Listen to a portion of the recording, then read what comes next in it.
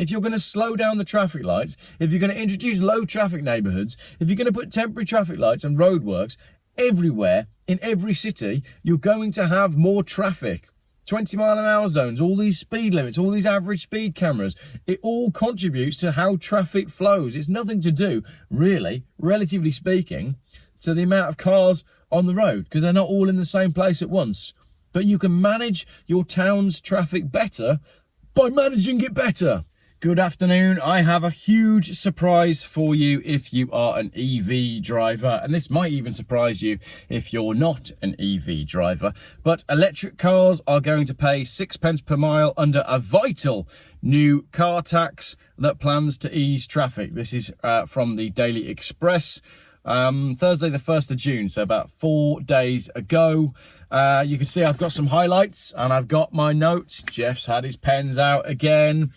A new report suggests urgent action is needed to reform the UK's motoring taxation system to account for the rising number of electric cars and falling fuel duty revenue.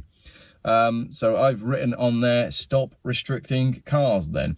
If revenue is falling because of the rising number of electric cars, maybe they should stop the restriction of cars and the fact that everything is so expensive. Maybe they could make more revenue from like fuel duty and road tax if it was easier for people to buy and own a car and more affordable for them to do so. It's estimated that by the early 2030s, annual receipts from fuel duty are expected to fall by £10 billion, with the switch to electric cars becoming more common, according to the Resolution Foundation. Who are they? I've written balls next to that. From 2030, the UK will ban the sale of new petrol and diesel vehicles, resulting in a greater number of people not buying fuel, thus slashing profits from fuel duty. I've written, will it? Because that 2030 ban, I don't think it's going to stand, because the Germans are already starting to moan about it. Far too late, by the way. And if they're not going to ban the sale of petrol and diesel cars in Germany, then I don't see how they're going to ban it in the UK. The Where the Rubber Hits the Road report proposed charging electric vehicles based on a pay-per-mile system and facilitation of local congestion charges. A national road duty would be introduced and would charge electric cars 6 pence per mile, plus VAT, for a typical EV. The report claims this would be easy to understand and act as a like-for-like replacement of fuel duty, while maintaining a consistent revenue stream for the government. In a minute. Another proposal deals with reforms for the system of vehicle excise duty, road tax, suggesting that new cars could be taxed based on their weight. Vehicle excise duty brings in around $8 billion a year, with electric cars being exempt from that charge until 2025, at which point they will pay less than the most polluting petrol and diesel vehicles. Although more people are buying cars which release fewer emissions, there's been an uptick in the number of large vehicles purchased. In 2022, 14% of cars weighed more than 2 tonnes. That's hilarious. A report states a charge of £7.50 per kilo for cars above 1,600 kilos and £14 for those over 1,800 kilos, along with slightly higher limits for the EVs to account for additional battery weights. So, what we could look at is either doing road user charging or pay by the weight. Councillor Linda Taylor says this report highlights the urgency that is required to develop a workable alternative to fuel duty for electric vehicles.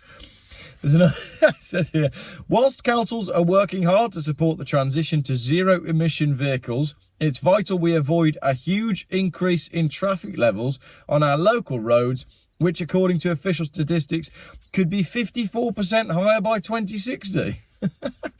I've just put their total balls. It's not new cars being added to the road that is increasing the traffic. It's the management of the roads themselves. If you're going to slow down the traffic lights, if you're going to introduce low traffic neighbourhoods, if you're going to put temporary traffic lights and roadworks everywhere in every city, you're going to have more traffic. 20-mile-an-hour zones, all these speed limits, all these average speed cameras, it all contributes to how traffic flows. It's nothing to do, really, relatively speaking, to the amount of cars on the road, because they're not all in the same place at once. But you can manage your town's traffic better by managing it better. There are already 8 million more cars on the road since the turn of the century, so she basically says it's down to more cars. I'm saying it is slightly down to more cars, but it's more to do with the way you manage the roads. It's important the government takes steps to mitigate against this and help ensure that public transport and active travel remain attractive and affordable options. It doesn't matter how attractive and easy and convenient and other buzzwords your active travel is. If it is 3 degrees and raining and I need to take my children to school and it's too far to walk, I'm not going to put them in a cargo bike. I'm going to use my car. You can't legislate people out of cars in a country that has bad weather for 6 to 9 months of the year. It's absolute insanity.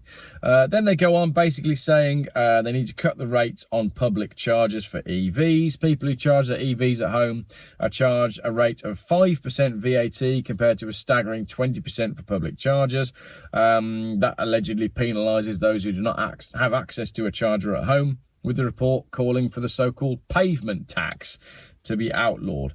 Commenting on the report, Paul Hollick, chair of the Association for Fleet Professionals, bet he's interesting, said the main point that we would make in response is that it is very much too early, given the current situation regarding electric car and van adoption, to be implementing these kind of changes yet.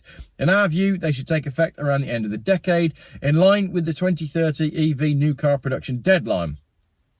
Really, what we'd like to see is a detailed and information dialogue led by the Treasury on this subject, with input from many different parties, that results in a shift towards road pricing over time, with rates set to take effect over a number of years. This is all a smokescreen. They are putting articles out like this to make it seem like those of us that don't drive EVs can go, ha ha, you EV drivers, you thought you were getting free motoring because you could charge your cars for free publicly and you could pay very little on electric to charge your car, and you're all smug because you're running around for free, and now, ha ha, you've got a 6p charge. No. How do you think they're going to do it? Well, they're going to do it with cameras. What kind of cameras? ANPR cameras. Well, where will they be? Everywhere. How do I know that? Because they're already going up. So road charging, which I've done a video on before, I've been warning people that it's coming for months. The infrastructure is in place and it's going in place. There are 4 new cameras that have gone up not far from where I live, which is fairly rural. And I posted in our local, you know, these like local Facebook groups that are like terrible places to be if you're on the internet. And I posted in there saying, what are these new cameras all about that have gone up? They look just like ULEZ cameras to me. And all the people think that they're just ANPR cameras to catch baddies who are doing county lines type drug dealing. Do you remember my video? The people didn't see. The first to arrive were the cameras installed to protect both you and me. It's exactly what's happening. The cameras are going up. The road charging is coming. Pretty soon, you won't be able to drive your car without paying by the mile. And when that is connected to your digital ID and that is connected to your digital bank account, you're going to be tracked and monitored and restricted based on how well you perform in your sucking up to the government challenge, which will be connected to your social media. This is shocking. Let me know in the comments if you've seen extra cameras going up near you, because I do not believe for 1 second that this is just about EVs. What will happen next is they'll say, now, because the EVs have got the 6p a mile charge, we might as well give it to everybody else. And your commute from Birmingham down to Cornwall for your summer holiday, instead of costing you a tank of diesel and some road tax, will cost you a tank of diesel, some road tax and 6p per mile. How many miles is that? I'm not very good at maths. That means that 6p a mile, Birmingham to Newquay for your summer holiday would cost you this much. Add that to the cost of your family holiday. We need to stand up to this as best we can, because this is not good. But, oh yeah, it's just 6p a mile for EVs. I think that's a great idea, because they've had it so easy for the last few years. They've been running around, charging at home, posting on social media about how little they have to pay. I think it's a great idea. Yeah, let's bring the EV people in line with us, said Keith, my mum's neighbour, who's the sort of person that would read this and think, ha ha, now I've got them. Shocking.